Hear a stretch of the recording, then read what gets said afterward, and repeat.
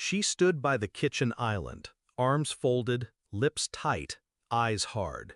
Either you respect my husband as the man of this house, or you pack your things and leave. I stared at her for a beat. Not the daughter I raised. No warmth in her voice, just steel sharpened by someone else's hand. I smiled, walked upstairs, packed my suitcase, and left without another word. 7 days later, my phone buzzed with 22 missed calls, all from her.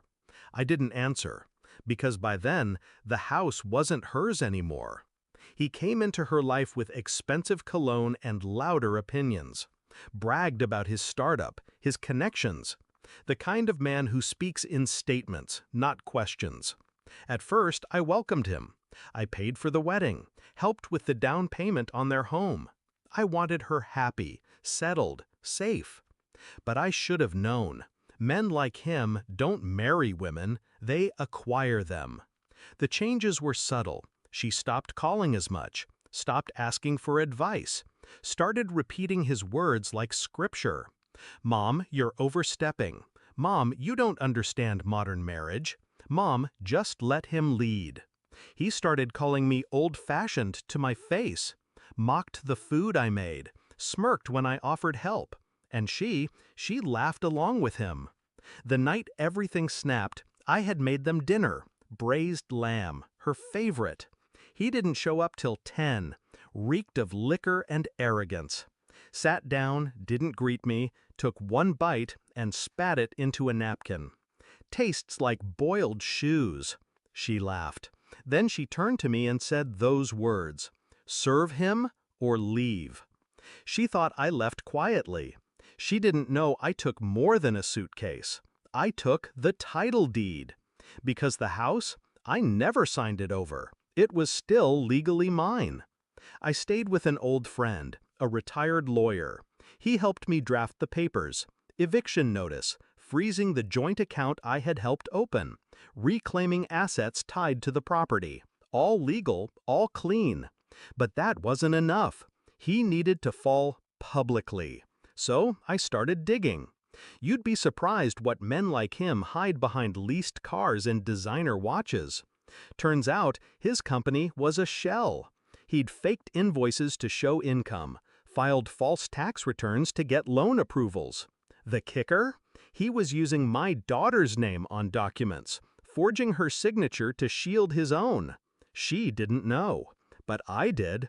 I sent everything to the authorities, anonymous tip, all documented, and I waited. The day the letter arrived, she called me. Mom, something's wrong. The mortgage bounced. The lawyer says, wait, did you take the house from us? I didn't answer, just said, you told me to leave. So I did. He came home 2 nights later and found the locks changed. The eviction posted. He tried to break in. The police were already waiting. They arrested him on the porch. Fraud, forgery, tax evasion. Her screams echoed through the cul-de-sac. I watched the video online. A neighbor filmed it. It went viral.